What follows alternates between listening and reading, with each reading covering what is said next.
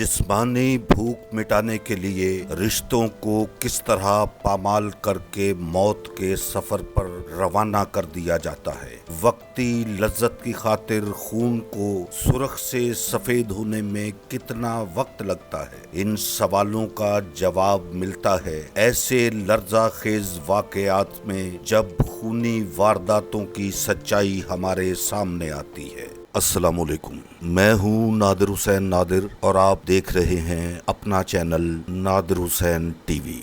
अपने देखने वालों की खिदमत में एक ऐसे सफाकाना कत्ल का अहवाल लेकर हाजिर हूँ जिसमें आप जान पाएंगे कि हरामकारी में मुब्तला होकर इंसान किस हद तक गिर सकता है। लाहौर के इलाके सांदा की हदूद में वाक़े शिबली टाउन में शुरू हुई एक ऐसी गंदी मोहब्बत की कहानी जो एक कीमती इंसानी जान लेने पर ही खत्म नहीं हुई, बल्कि वो बेसहारा कर गई 4 बच्चों को, जिनका बाप अपनी अय्याश बीवी की वजह से मनो मट्टी तले जा सोया और वो खुद अपने शोहर के भतीजे के साथ मिलकर रंगरलियां मनाने वाली शैतानी औरत अपने आशिक समेत सलाखों के पीछे जा पहुंची। 40 साला अस्मा की शादी 16 साल पहले अपने कजन मुश्ताक के साथ हुई जो सब्जी बेचने का काम करता था। इसने दिन रात की मेहनत से तकरीबन 1 करोड़ रुपए की जायदाद भी बनाई। घर में किसी किस्म की मुआशी परेशानी का कोई मसला भी नहीं था।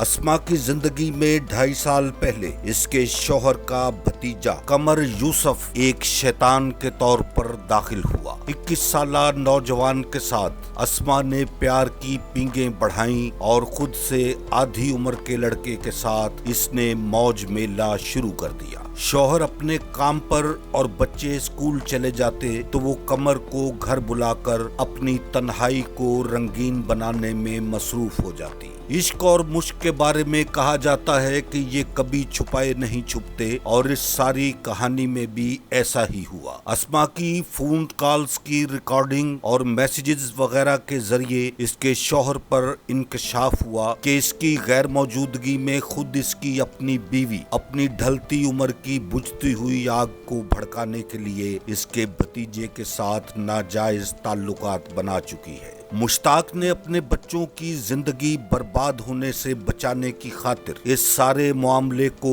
इंतहा तक पहुंचाने से गुरेज किया और अपने भाई के घर जाकर इसने अपने भतीजे कमर को मारा पीटा कि वो इस काम से बाज आ जाए। कमर के वालिद और इसके भाई ने भी इसकी अच्छी खासी मुरम्मत की, मगर इसके सर पर तो चच्ची के साथ गंदा काम करने का भूत सवार हो चुका था। वो कुछ दिन तक तो चच्ची के साथ मामलात चलाने से रुका रहा, मगर ये दोनों मोहब्बत के नाम पर वही बेगैरती का काम दोबारा से करने लगे। इस मामले को लेकर दोनों घरों में खासी कशीदगी पैदा हुई, जिसकी वजह से लड़ाई झगड़ों का सिलसिला भी शुरू हो गया। मुश्ताक ने अस्मा पर भी सख्ती की, मगर वो कहाँ रुकने वाली थी। अपने रास्ते की हर दीवार गिराने पर तुली हुई इस सफाक औरत ने अपने नौजवान आशिक को बताया कि मेरा शौहर तुम्हें कत्ल करने पर तुला हुआ है, इसलिए अगर तुम मुझे हासिल करना चाहते हो तो मेरे शौहर को कत्ल कर दो। जवानी की बहकी हुई रफ्तार के हाथों बेबस कमर ने